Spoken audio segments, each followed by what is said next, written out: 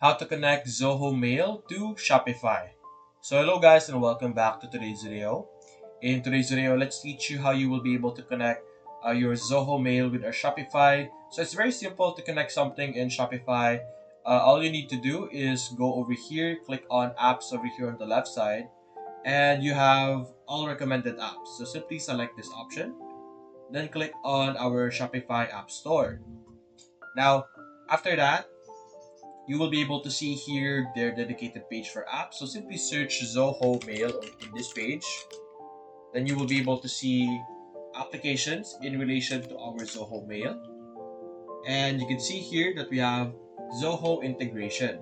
So simply open this Zoho integration, install it, and then you will then be able to use different Zoho tools, different Zoho options that you have together with your Zoho email. So there's all kinds of apps over here.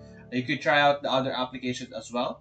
But that's basically it, guys. If you enjoyed this video, leave a like and subscribe. Thanks for watching.